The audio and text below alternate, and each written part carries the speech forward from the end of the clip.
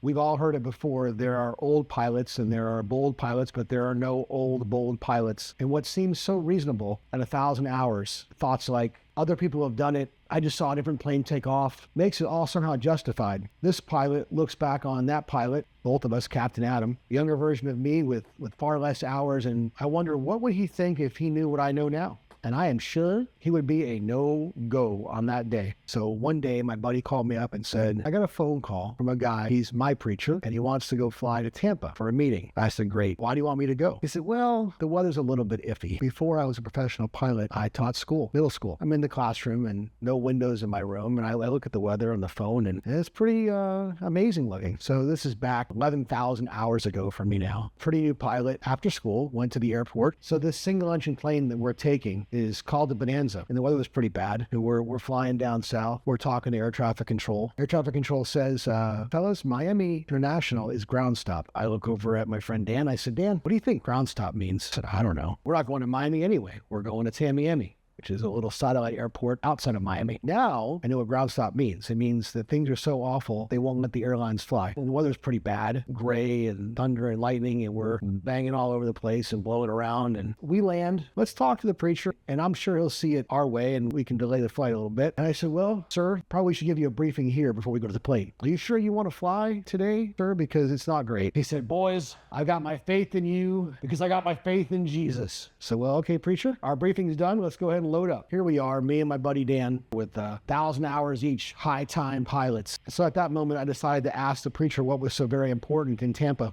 because clearly, whatever it was important enough for us to fly in this horrendous weather that we're about to go into. He said, well, it's a prayer meeting. And for some reason, the thought came to mind, I hope when they're praying, if they're praying now before we get there, they're praying for us because things don't look so good outside. I say, hey, Dan, if you look at this weather, it's really bad here, but Tampa's not that bad. I bet you if we fly across towards Fort Myers and then fly up, we can miss almost all of it except for this little bit right here. He goes, yeah, that's a good idea. Okay. Well, I'm busy with the plane and the radio. Go ahead and talk to him. I said, okay. Took off my headset. I said, preacher, weather's pretty bad. If we go towards Fort Myers and then cut north, we go around most of it. He said, no, God wants us to do it this way. We can go direct. Everything's fine. All right, sounds good. Head is back on. Looked over at Dan. He said, well, what did he say? So, well, he said that Fort Myers wasn't really necessary. We should just go directly to Tampa and we're in God's good hands. So we take off and it's not too bad. We're feeling like luck's on our side. Maybe it's luck, maybe it's God. Then it starts hitting pretty hard. The rain's pouring down. The plane is shaking side to side, up and down. The altimeter is winding, unwinding. I looked over at Dan and I said, you look pretty calm and confident. What do you think?